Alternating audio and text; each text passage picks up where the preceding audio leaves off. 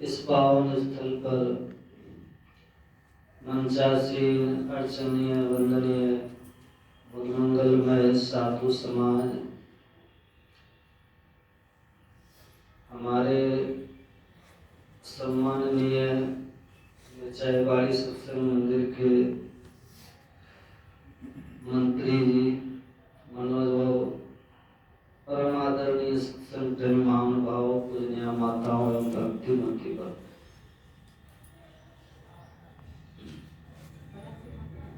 हम लोग परमाराध्य संत सद्गुरु महाराज के असीम अनुकंपा से यहाँ बैठकर साप्ताहिक सत्संग कर रहे हैं। हम लोग संत मत का सत्संग कर रहे हैं। हमारे गुरु महाराज ने अपना कोई नया मत संप्रदाय नहीं चलाया।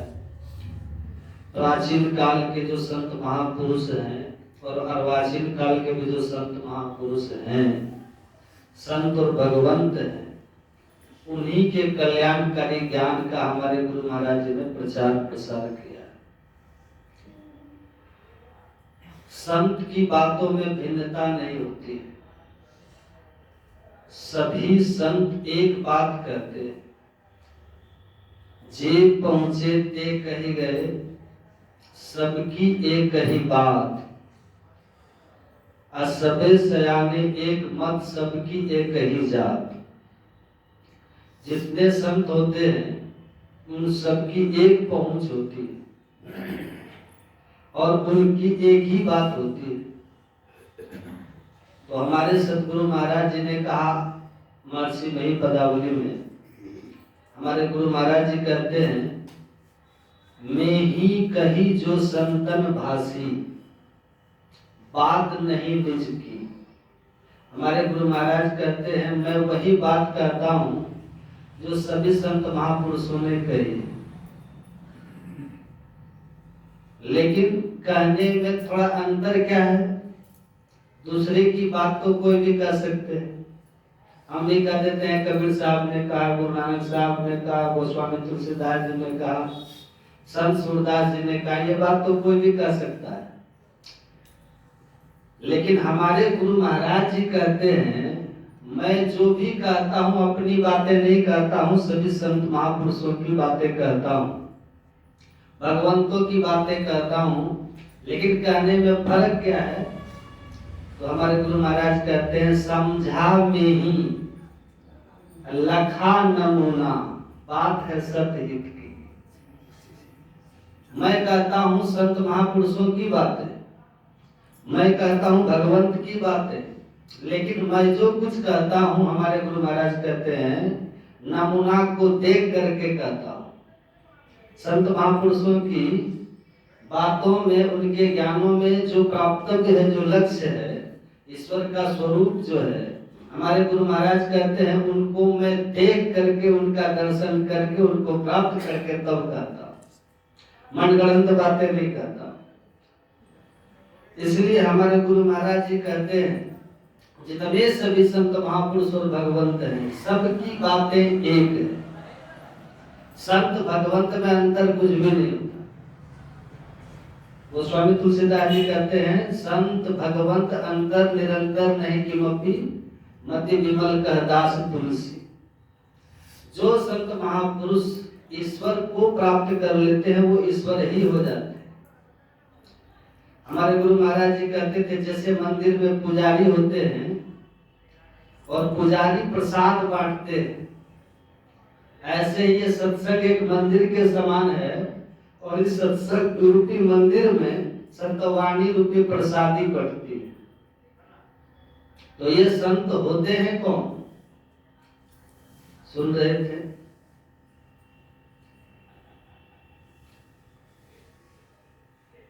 संत कौन होते हैं? संत होते हैं कौन? विद्यते हृदय ग्रंथि सिद्धन्ते सर्व संशया, चियन्ते चासि कर्माणि तस्मिन् दृष्टि परावृत्ति। ऋषि कहते हैं, जिनके हृदय की ग्रंथि खुल चुकी है, जिनके भीतर किसी प्रकार का संशय नहीं है, भ्रम नहीं है, शंका जिनके भीतर में नहीं है, और जिनके कर्म के बंधन बिल्कुल समाप्त हो चुके हैं, कर्म का बंधन खत्म हो गया है, किसी प्रकार का संशय नहीं है और हृदय की ग्रंथि खुल गई। सबसे बड़ी बात जो ऋषि कहते हैं, वे कहते हैं जो परे से परे को देख लेते हैं। ये परे से परे क्या है?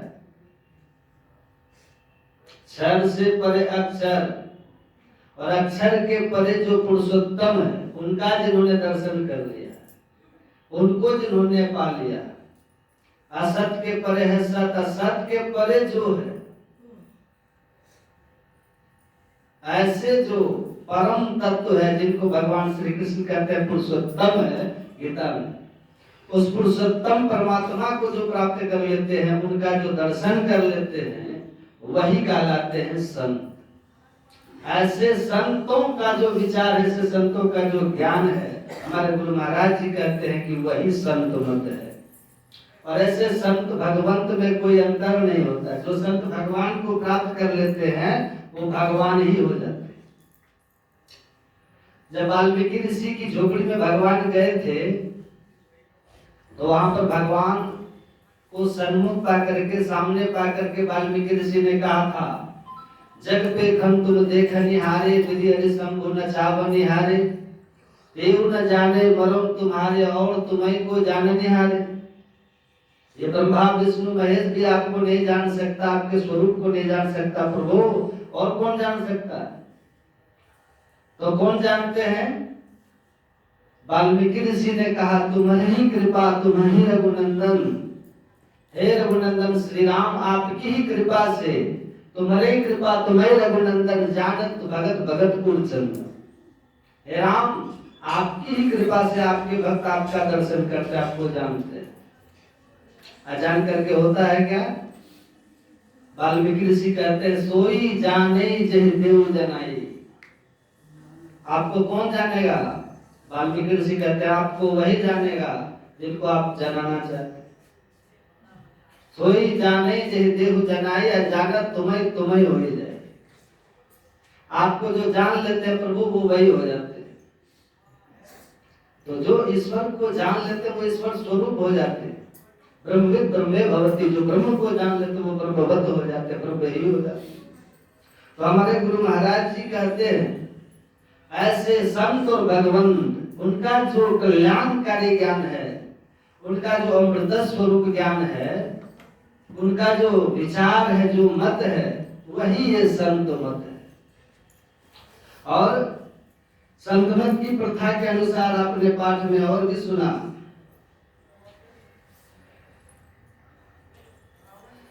अर्जुन ने प्रश्न किया, प्रभु ब्रह्म किसे कहते हैं, अधियज्ञ किसको कहते हैं, अधिभूत किसको कहते हैं? उसी में एक प्रश्न है, किम अध्यात्म, ये अध्यात्म किसको कहते हैं? अध्यात्म क्या है? तो भगवान ने अपने अनुभूति के आधार पर यथार्थ उत्तर भगवान ने दिया। और भगवान कहते हैं, अर्जुन स्वभावोध्यात्म उच्यते। भगवान इसका अर्थ करते हैं महापुरुष लोग, हमारे गुरु महाराज ने भी किया है, कि अपने स्वरूप को ही अध्यात्म कहते हैं। किसको कहते हैं? अपने स्वरूप को ही अध्यात्म कहते हैं। स्वभावोध्यात्म उच्यते। स्वभाव, स्वभाव अथवा स्वरूप कहिए, एक ही भाव, भाव यहाँ यही। तो भगवान कहते हैं, अर्जुन अपने स्वरूप को अध्यात्म कहा गया। अपना स्वरूप क्या है? अपना स्वरूप क्या है? हम अपने शरीर को देखते हैं।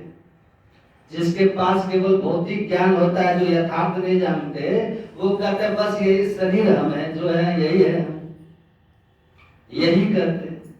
लेकिन जिनके पास थोड़ा सा भी आध्यात्मिक ज्ञान है, जिनका बुद्धि विकास किंचित भी हुआ है, रंच मात्र भी हुआ है, वे समझते नहीं शरीर अलग है और हम अलग हैं।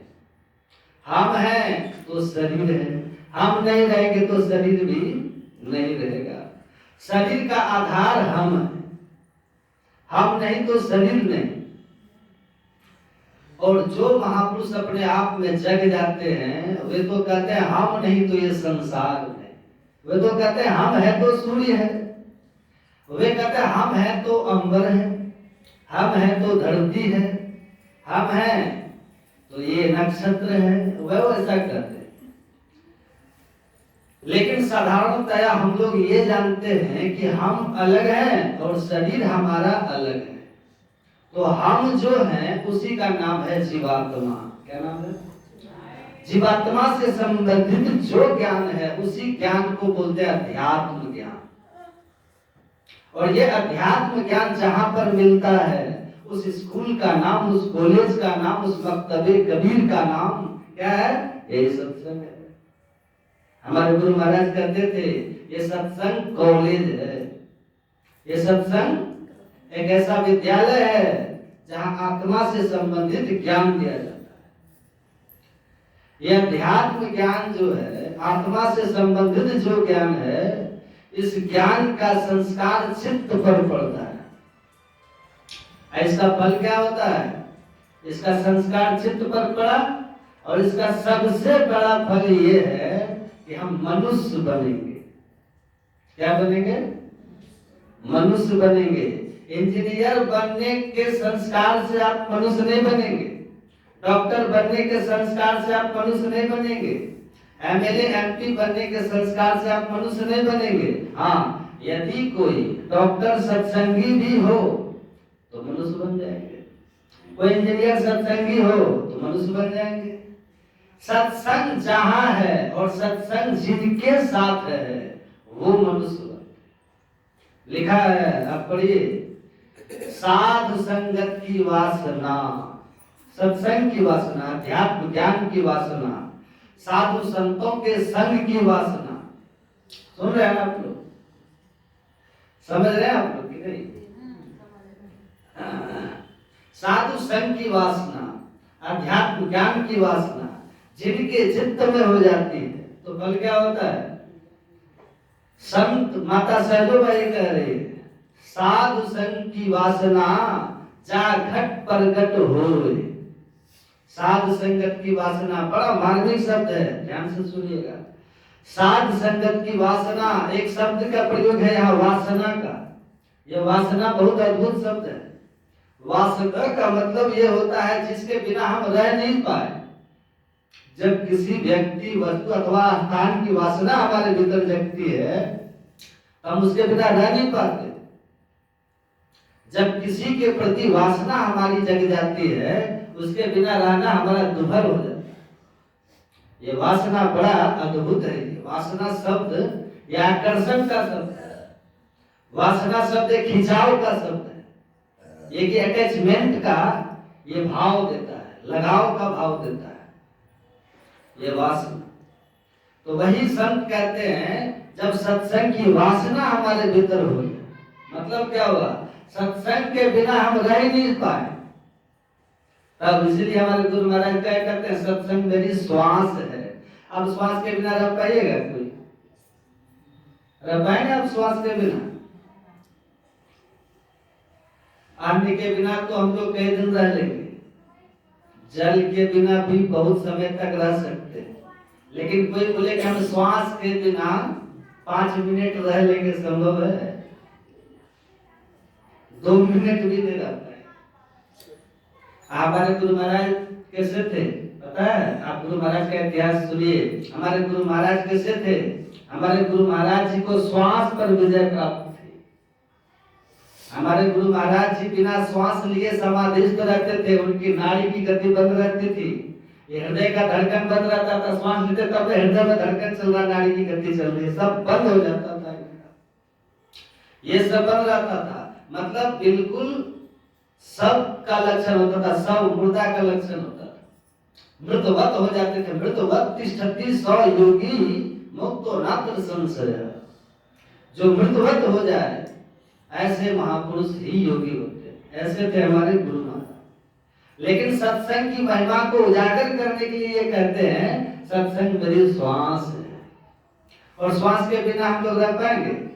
अपने लिए गुरु महाराज नहीं कह रहे हैं, वो तो सांस के बिना रहते थे। आम लोगों के लिए। हम लोग बिना श्वास के नहीं रह सकते, वो संसार को शिक्षा देते हैं। जैसे आप श्वास के बिना नहीं रह सकते हैं ना, ऐसे ही आप सत्संग के बिना मत रहिए। जैसे श्वास के बिना नहीं रहते हैं ना, नहीं रह सकते, ऐसे ही जो सत्संग के बिना नहीं रह सकते। ये है सत्संग की वासना। जब ये सत्संग की वासना भीतर में प्रकट हो जाती है, फॉर्मेलिटी नहीं, ये नहीं कि चलो समय है तो चले आते हैं, यदि है घर में कोई काम धंधा नहीं है तो चले जाते हैं, नहीं। जो सत्संग के समय सब काम धंधा को छोड़ करके सत्संग में आ जाए, यह है सत्संग की वासना। जो सत्संग के समय कितना भी आवश्यक से आवश्यक, अति आवश्यक भी कार्य हो, अगर सत्संग के समय उसको छोड़ने का सामर्थ्य आपके भीतर हो जाए, तब समझ जाइए कि अब सत्संग की वासना आपके भीतर हो गई। जो वासना इसी को कहते हैं।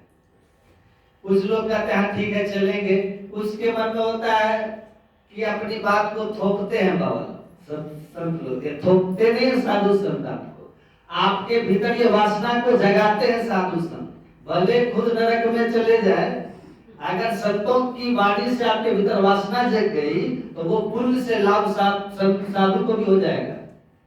जो कहेंगे आपको बैठिए सत्संग, आइए सत्संग, भले ध्यान पर नहीं बैठ पाते हैं, बहुत परेशानी है, लेकिन सत्संग में कोई परेशानी है? सत्संग में तो आपको आसन लगाना नहीं, सिद्धासन से बैठना नहीं है, आपको सुखासन से बैठना नहीं है, जैसे भी मन करे, जैसे मन हो बैठ जाइए, कुर्सी पर बैठ जाइए, आसन मोड़ लीजिए, पैर फैला के बैठ जाइए, खड़े खड़े सुन लीजिए, लेकिन सत्संग स्थल पर उपस्थित हो जाइए, सत्संग स्थल पे आ जाइए। और ये करते करते जिस दिन आपके मन में ये होने लगे कि सत्संग के समय सब कुछ छोड़ने का सामर्थ्य जग जाए, तो समझ जाइए अब सत्संग की वासना आपने जगा दी। होना जाना कुछ नहीं, अगर सत्संग के समय आप सब काम धंधा को छोड़ के यहाँ आके बैठ जाएंगे ना, सत्संग की ऐसी महिमा है, आपका उधर का सब काम भी होगा। ऐसा कोई संजोग होगा, ऐसा कुछ एक माहौल बन जाएगा कि आपका सब काम उधर का होगा, खराब कुछ नहीं होगा। नित्य प्रति सत्संग कर ले प्यारा तेरा कार, ये गलत है क्या? इस पर विश्वास है? ये गुरु महाराज ऐसे नहीं लिखे मनोरंजन के लिए, नहीं। एक वो थे ना नरसिंह मेहता, का नाम आप लोग सुने होंगे। नरसिंह मेहता ये पहले के राजा मुचकुंद का अवतार है। नरसिंह मेहता कलयुग में, और ये पहले के द्वापर के मुचकुंद थे। ये सतयुग में देवताओं से युद्ध किए थे, देवताओं का सहयोग किए थे, देवताओं के साथ राक्षसों से युद्ध किए, विजय मिली थी। तब देवताओं ने इनको आशीर्वाद दिया था कि ठीक है आप जो वरदान लेना चाह लीजिए। तो कहा था ठीक है मैं थक गया हूँ, मुझे विश्राम की आवश्यकता है, मुझे शयन करना है। कहा ठीक है आप जहाँ आपको जगह मिले वहां सो लीजिए, और जो आपको जगाएगा, जो आपको सोने में डिस्टर्ब करेगा, वो आपके जगने मात्र से भस्म हो जाए। और उसके बाद जो आपको दर्शन होगा वो भगवान ही होंगे। ये वरदान मिला था उनको वही द्वापर में, जब भगवान श्री कृष्ण आते हैं तो उसी मुचकुंद के सहारे काल यवन का वध करवाते।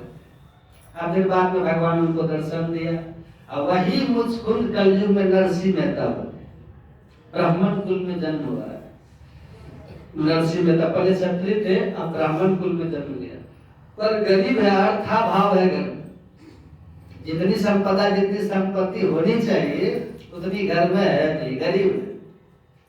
और गरीब का एक कारण ये भी था कि ये सत्संग में ही दिन रात रहते थे, पहले का संस्कार था, ये लगे रहते थे सत्संग में ही लगे रहते थे। पर आश्चर्य की बात थी कि इसका कोई काम रुकता नहीं था, सब काम होता था। एक इनको बेटी थी, बेटी की सगाई लगी, कहीं विवाह होना था, तो सब तैयारी घर में हो रही थी। पत्नी ने कहा कहीं से घी लेके आइए, तो बाल्टी लेकर के चले वो घी लाने के लिए। तो रास्ते में सत्संग हो रहा था, कहीं असली सत्संग हो रहा था, सत्संग नकली भी होता है। हमारे गुरु महाराज कहते थे जिस सत्संग में 3 धारा बहे वो संतमत सत्संग है। गंगा जमुना सरस्वती बुद्धि हरिहर राम भगत जहाँ सुरसरी धारा सरसे ब्रह्म विचार प्रचारा विधि निषेध में कलिबल हरणी करम कथा रवि नंदनी वर्णी। ये गंगा जमुना सरस्वती की धारा जहाँ बहे वो संतमत सत्संग है। दूसरी जगह हमारे गुरु महाराज जी कहते हैं जिस सत्संग से अंतर्मुखी होने की प्रेरणा नहीं मिले वो सत्संग सत्संग नहीं। जिस सत्संग से अंतर्मुखी होने की प्रेरणा मिले, जिस सत्संग में तीनों धाराएं बहे वो असली सत्संग है। और ऐसे सत्संग का ही फल है धर्म काम और मोक्ष। ऐसे सत्संग का फल है। ये नहीं कि सत्संग हो रहा है लोग बैठे हैं उससे कुछ बक रहे, वो सत्संग नहीं। ये तीन धारा बहे और अंतर्मुखी होने की वृत्ति जगे आपके भीतर। दुनिया का आकर्षण छूटे, दुनिया के आकर्षण से विकर्षण पैदा हो आपके भीतर, दुनिया का लगाव छूटे। जिस सत्संग में जाकर के वो सत्संग है, असली सत्संग हो रहा था। कोई अच्छे महापुरुष सत्संग कर रहे थे, ये नरसिंह मेहता उसी होकर के चले जा रहे थे। तो देखा सत्संग हो रहा है तो सत्संग में वो बैठ गए। अब बैठ करके सुनने में इतने मगन हो गए जैसे मृगा व्याधा का शब्द सुनता है मगन होकर। कभी आप लोग देखें मृगा को? मृगा जब बांसुरी वादन सुनता है ना, व्याधा बांसुरी बजाता है और केला का थंब रखता है, केला काट करके केला के थंब को काट करके धरती पर खड़ा कर देता है और उसी के ओट में वो खड़ा रहता है व्याधा। वही खड़ा होकर के जहाँ मृगा का झुंड रहता है ना वहीं वो ये प्रयोग करता है व्याधा। केला के ओट में वो खड़े होकर के बांसुरी बजाता है। वो मृगा सुनता है, सुन करके पता लगाता ये आवाज किधर से आ रही है। पता लगाते लगाते खोज करते करते वो वहां पहुंचता है जहां से वो आवाज आ रही होती है। अब वो व्याधा बड़े सावधान रहते ताकि वो मृगा हमें देख नहीं सके। मृगा को ये बोध हो जाए कि ये आवाज इसी केला के थंब के भीतर से निकल रही। वो उसी तरह से छुप छुप करके रहते हैं, केला के ओट में रहते हैं। आता है मृगा और देखता है, उसको मालूम हो जाता है इसी केला के थंब के भीतर से आवाज निकल रही। उसको ऐसा आभास हो जाता है। बस उसी के सहारे वो मृगा खड़ा होता है और उसके पैर में जोर नहीं होता है मृगा। हमने जो सुना है वो खड़ा खड़ा ही सोता है मृगा। तो वो सुनता है और केला के थंब के सहारे खड़ा होता है और उधर से वो बड़े लय राग और तान के साथ बड़े धुन वो बजाता है गधा। इतना सुंदर बांसुरी वादन करता है, इतना सुरीला होता है। वो मृगा सुनने में मशगूल हो जाता है और सुनता है। सुनते सुनते शरीर की सुधि भूल जाता है और भूल करके अपना पूरा भार उस केला के थंब पर दे देता है।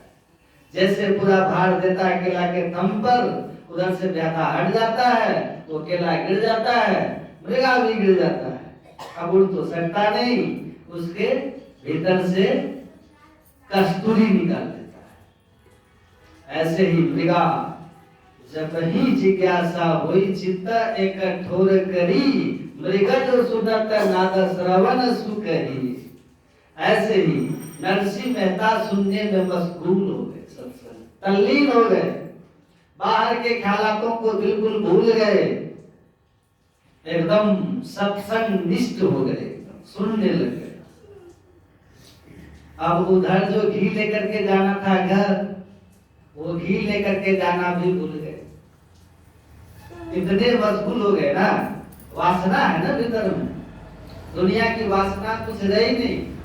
विवाह है वहां बेटी की, घर पे घी लेकर के समय से पहुंचना था पर वो भूल गए। घी लेकर के जाना वहां भूल गए। सत्संग भी तो वहां ये नहीं था कि 2 घंटा का चलेगा। वहां हमारे बाबा साहब कैसे सत्संग करते थे, सुने कि नहीं? कैसे सत्संग करते थे? दिन और रात एक भी श्रोता जब तक बैठे रहते थे तब तक सत्संग चलता रहता था, चाहे दिन हो या फिर रात हो।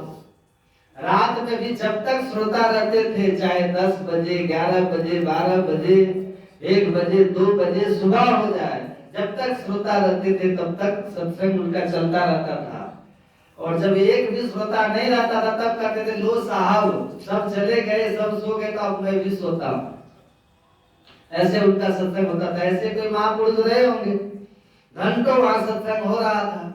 अब वो वहां बैठ करके सत्संग में मशगूल है, उधर भूल गए, बेखबर हो गए घर से। और इतने में क्या होता है, अब देखिए जैसे आप हमको देख रहे हैं ना, हम आप लोग को देख रहे हैं, तो आपको तो कभी काल देखने में थोड़ा झलफलाता भी होगा, आपकी आंखें झलफलाती भी होंगी, आपका चश्मा भी कभी गड़बड़ होता होगा, आपकी आंख के सामने कोई आ भी जाता होगा, या फिर आपके आंख में मोतियाबिंद भी हो सकता है किन्हीं को। लेकिन आपको पता है भगवान की आंख कैसी है, संत की आंख, इनको कभी चश्मा की जरूरत नहीं पड़ती, भगवान को कभी मोतियाबिंद नहीं होता उनको, उनकी आंखें कभी झलमलाती नहीं। और भगवान कैसे सोते नहीं है, वो आलस आता नहीं है उनको कभी, न कभी आलस आता है भगवान को, न कभी भगवान सोते हैं, न कभी उनको मोतियाबिंद होता है, न उनको चश्मा की जरूरत पड़ती है। अब भगवान सब कुछ देखते हैं, भगवान हमारे शरीर को भी देखते हैं, भगवान हमारे शरीर के रग रेशों को भी देखते हैं, भगवान हमारे शरीर के अंग प्रत्यंगों को भी देखते हैं, भगवान हमारे भीतर के सारे तत्वों को भी देखते हैं, और सारे तत्वों के भीतर में जो हम स्वतः आत्मा विराजमान है, उस आत्मा का भी निरीक्षण करते हैं ईश्वर, वही तो परमात्मा है, वो सब देखते। जो परमात्मा सब जगह है, सर्वतः पाणी पादम प्रत्यर्थ सर्वतम शिरोमुखम सर्वतः श्रुति मल्लोके सर्वावृत तिष्ठति।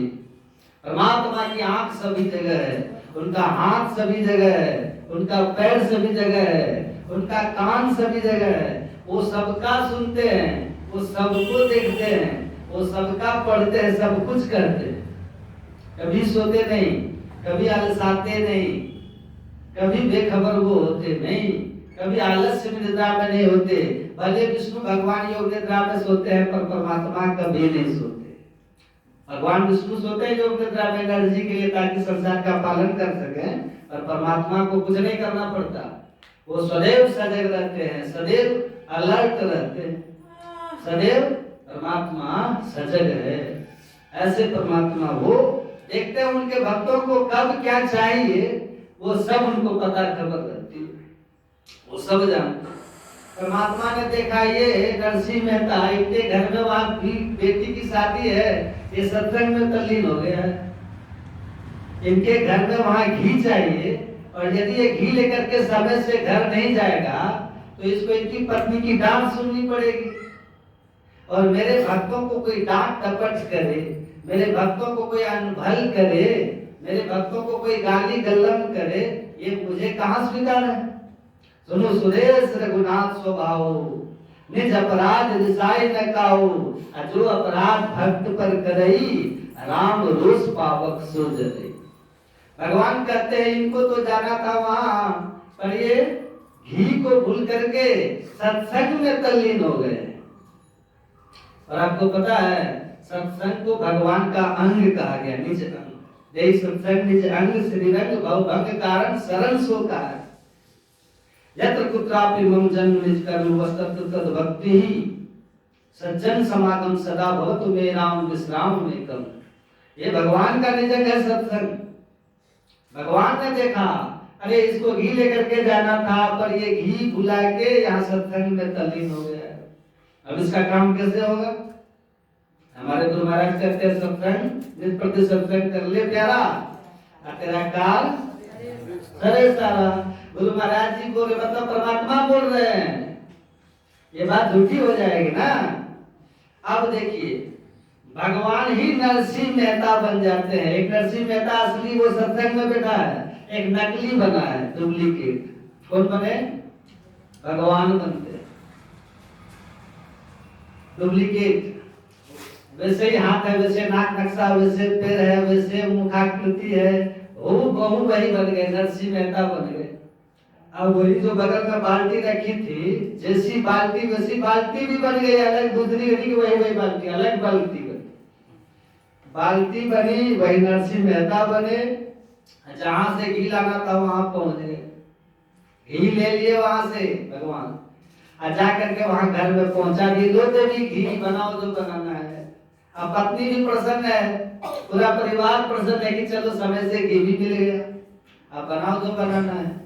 असली नरसिंह मेहता सत्संग में बैठा होगा और नकली नरसिंह मेहता घी देकर अंतर्धान हो गए।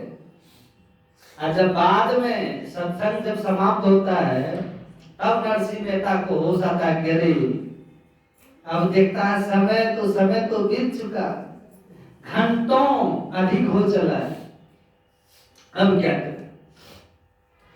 अब ये बेचारा दौड़ा, बाल्टी लेकर के दौड़ते घी वाले के यहाँ पर ले जाते हैं, कहा घी दीजिए हमको, कहा कि फिर आगे घी के लिए, कहा कि हम तो घी पहली बार आए, कहा एक बार तो आप घी ले गए, अरे छोड़िए हमको जल्दी दीजिए, मजाक मत कीजिए। उनको क्या पता कि भगवान यहाँ आए थे। अब वो घी ले करके दौड़े, अब वहां जब जाते तो वहां देखते हैं घी वाला सब काम हो चुका है, जितना काम होना था घी वाला सब काम हो चुका है। अब पत्नी प्रसन्न है, अब ये कहता है देवी माफ करना, कुछ विलंब हो गया, मैं सत्संग करने लगा था, ये देखो घी में थोड़ी देर से लेके आया। अब पत्नी कहते आपको अब ये मजाक सूझ रहा है, अभी तो बस सब कुछ बन गया, आप ही खाइए, सबको खिलाइए पिलाइए। क्या कि नहीं पहले घी लेगी तब न बनेगा, आप तो घी ले आए पहले, आप हंसी क्यों कर रहे हैं हमसे। नहीं देवी मैं सच कहता हूँ, मैं अभी घी लेकर के आया हूँ। अरे आपका दिमाग ठीक नहीं है, आपने तो घी ले आए आप पहले। नहीं देवी ये देखो घी ये, आप पत्नी कहता आपका पहले ले आइए, कहते नहीं ये देखो घी ये। जब इस तरह से खूब चला तो कई लोगों ने कहा आप तो पहले घी लेकर के आ गए थे फिर दोबारा ले आए। तब ये कहता हम तो आए नहीं थे, अब इनको थोड़ा झटका लगा। अरे वास्तव में देखते हैं घी आ भी गया है और घी वाला सब काम हो भी गया है, आखिर ये हुआ कैसे। सबसे पता किया कि कौन घी लाया, कि आप ही तो लाए थे। अब ये कहता अरे मैं सत्संग में था और मेरे बदले मैं ही बन करके कौन आ गया। भक्त थे, समझने में देर नहीं लगी, समझ गए कि भगवान ने ये काम किया है। अब कहिए ऐसे व्यक्ति को अब दुनिया में कभी मन लगेगा। और सत्संग में और उस तरह से सत्संग में लगे, और सत्संग में और ढंग से अब लग गए। उनका देखिए इतिहास आज अमर है कि नहीं, वो कभी मरेंगे नरसिंह मेहता। यही सत्संग की वासना है, ये सत्संग की वासना जिनके भीतर प्रकट हो जाती है।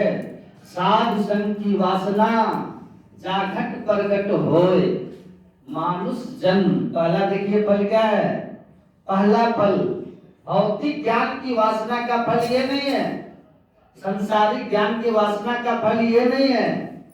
साध संग की वासना जाघट प्रकट हो, पहला फल जो मानुष जन्म, मानुष जन्म और सत्संग मिले, सत्संग भी मिलेगा और भक्ति प्राप्त हो, फिर भक्ति मिलेगी और भक्ति का जो फल है मुक्ति, मुक्ति भी मिलती है। इसको बोलते हैं अध्यात्म ज्ञान। आत्मा से संबंधित जो ज्ञान है, जिसे आत्मा अमर है, जैसे आत्मा मरती नहीं, आत्मा मिटती नहीं, आत्मा सड़ती गलती जलती नहीं, ऐसे ही अध्यात्म ज्ञान भी कभी सड़ता गलता जलता नहीं। इसका संस्कार बना रहता है और ये संस्कार मानव तन दिलाता है। यही अध्यात्म ज्ञान, यही अध्यात्म। तो आप जो अज्ञानता में पड़े हुए हैं, संतों ने यही काम किया है। आपको आईना दिखाया, धर्म का आईना दिखाया। अधर्मियों ने क्या किया उनके साथ, पाखंडियों ने क्या किया उनके साथ। जिनका धर्म धंधा था उनके साथ बहुत बुरा बर्ताव किया, लेकिन संत के भाव कैसे थे, हे तुरहित जग जुगुपकारी, तुम तुम्हार सेवक असुरारी। बिना किसी स्वार्थ से जीव मात्र को प्रेम करने वाले, संसार में सब स्वार्थ का व्यवहार, लेकिन संत ऐसे होते हैं जो निस्वार्थ जीव मात्र से प्रेम करते हैं। और इसीलिए कहा संत सहनी दुख पर हित लागी, संत विटप सरिता गिरधरणी, अपरहित हेतु सबन के करनी। संत, नदी, वृक्ष, पहाड़, ये सब के जो अपने कर्म हैं ये अपने लिए नहीं होते, वो संसार के लिए होते हैं। संत संसार के लिए जीते हैं, संसार के जीवों के लिए कष्ट सहते हैं, और जिनके लिए वो कष्ट सह करके ज्ञान की बात करते हैं वही लोग उनको गाली भी देते हैं। लेकिन फिर भी जैसे माता पिता, माँ बाप बच्चे के बहुत से अपराधों के बावजूद भी उनके ऊपर बुरा भाव नहीं लाते हैं, वो संत महात्मा भी आपके बुरे व्यवहार से कभी विचलित नहीं होते, कभी विचलित नहीं होते हैं। संत जानते हैं कि आप ज्ञानहीन बालक की तरह हैं, इसलिए संत आपको आपकी अज्ञानता को, आपके दुर्व्यवहार को वो बर्दाश्त करके, और कभी भी आपके लिए वो बुरा नहीं सोचते, कभी बुरा नहीं बोलते आपके लिए, कभी ये नहीं चाहते कि आपका बुरा हो जाए। और संसार को सद्ज्ञान का उपदेश करते हैं, इसीलिए कहते हैं चलता फिरता हुआ तीर्थराज प्रयाग है ये, जहाँ परमात्मा की सगुण लीलाओं की चर्चा, ये गंगा की धारा है, निर्गुण निराकार व्यापक परब्रह्म परमात्मा के स्वरूप की चर्चा, ये सरस्वती की धारा है। और कर्तव्य कर्म क्या है, अकर्तव्य कर्म क्या है, धर्म क्या है, अधर्म क्या है, माता पिता के प्रति, समाज के प्रति, संतान के प्रति, राष्ट्र के प्रति, प्रत्येक जीव मात्र के प्रति हमारे कर्तव्य क्या है, यही यमुना की धारा है।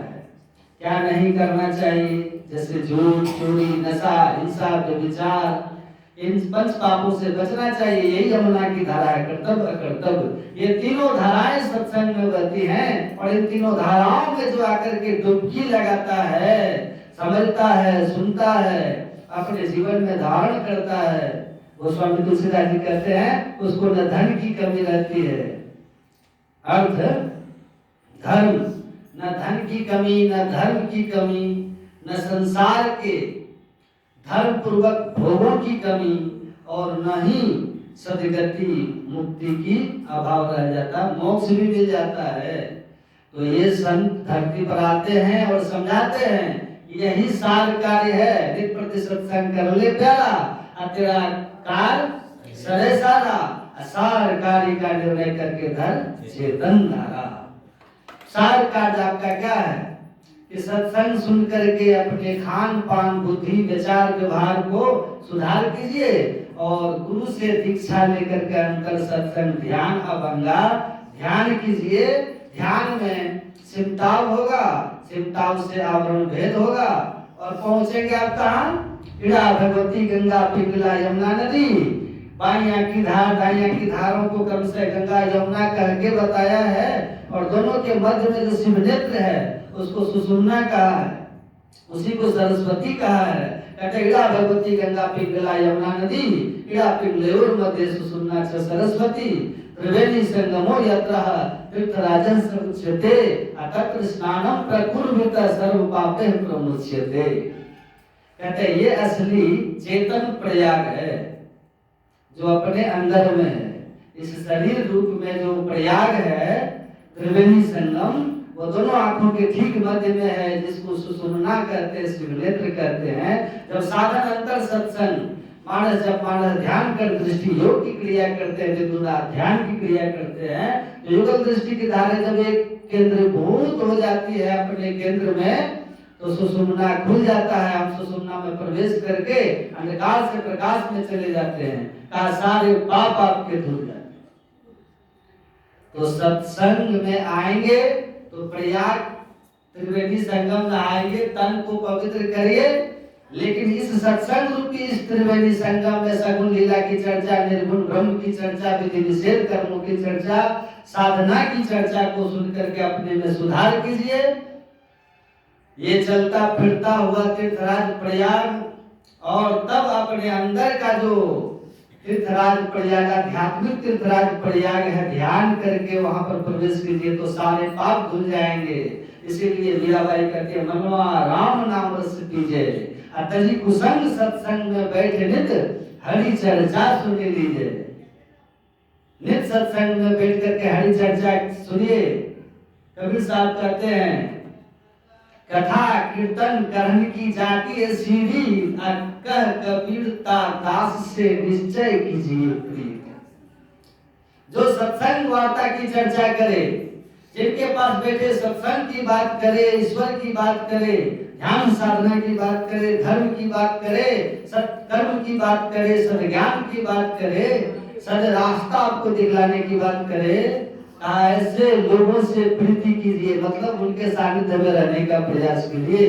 लेकिन कथा कीर्तन छोड़ के करे आन उपाय, कह कबीरता दास से के कबहू निकट नहीं जाए। लेकिन जो धर्म सत्य की बात छोड़ के, ईश्वर भक्ति की बात छोड़ करके, ईश्वर चर्चा छोड़ करके, धर्म चर्चा छोड़ करके संसार की बात करे, उसकी निंदा, उसकी चुगली, तो वो तो अपने पाप कर ही रहा है। आप सुनेंगे तो आपको भी पाप लगेगा। तो ऐसे लोग जो धर्म छोड़ करके संसारिक बातों में दूसरों की निंदा चुगली में रहते हैं, ऐसे लोगों के पास मत जाइए। क्योंकि मत सुन पराई अवगुण, मत बढ़ाओ पाप की नींद। दूसरों के अवगुण, दूसरों की निंदा सुनोगे, सुनाने वाले को भी पाप, सुनने वाले को भी पाप। इसलिए जहाँ धर्म की चर्चा हो, सद्ज्ञान की चर्चा हो, ईश्वर की चर्चा हो, ऐसे स्थान में रहेंगे तो अंतर और बाहर दोनों जगह का सत्संग आप करने लग जाएंगे। जो सुनेंगे ना मन उधर ही जाएगा। बार बार सुनने से जो जो भीजे कामरी, क्यों क्यों गहरी हो, क्यों क्यों गहरी हो, सुने संतों की वाणी। कहते जैसे जैसे बार बार सत्संग सुनेंगे, आपका मन रूपी भंवरा जो है वो सत्संग के पराग को धीरे धीरे ग्रहण करने लगेगा, उसका धीरे धीरे उसको स्वाद आने लगेगा। और जैसे जैसे स्वाद आने लगेगा, आपका मन ईश्वर भक्ति में डूबने लगेगा। और जब ईश्वर भक्ति में आपका मन डूबने लग जाए तो आपका परम कल्याण हो जाएगा।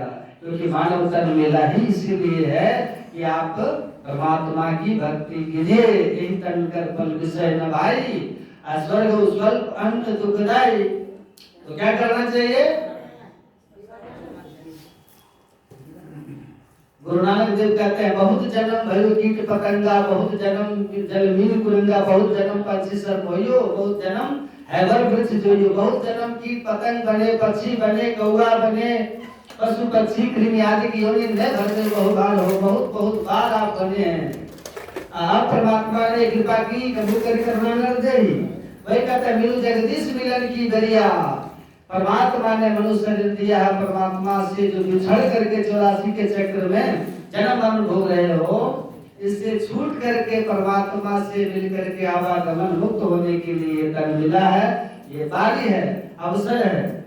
मिलू जगदीश मिलन की दरिया, चिरंतन अनंत काल के जन्म मरण के चक्र के बाद ये देह मिला है। इस दुर्लभ देह को पा करके दुर्लभ काम करो, वह है ईश्वर की भक्ति। और ईश्वर भक्ति बिनु सत्संग न पावहि प्राणी। बिना सत्संग के संतों के शरण में गए कोई नहीं पा सकता है।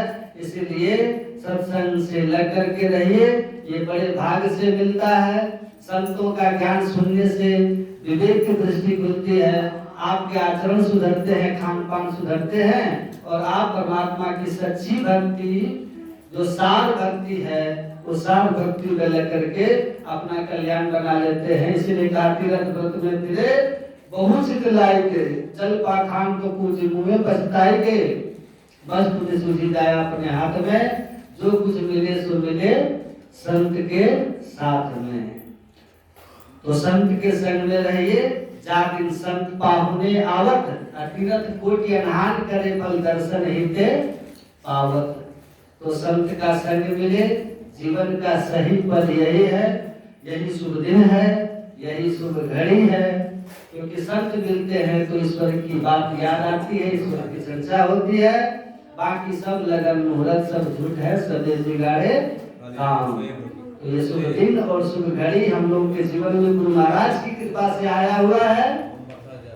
कल गुरु महाराज महर्षि संत श्री परमेश्वर जी महाराज का जन्मदिन है, जयंती है। इसमें आप लोग सब कोई आइए, उनका जन्मदिन मनाइए।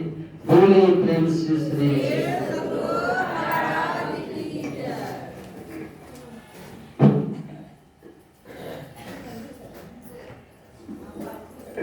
श्री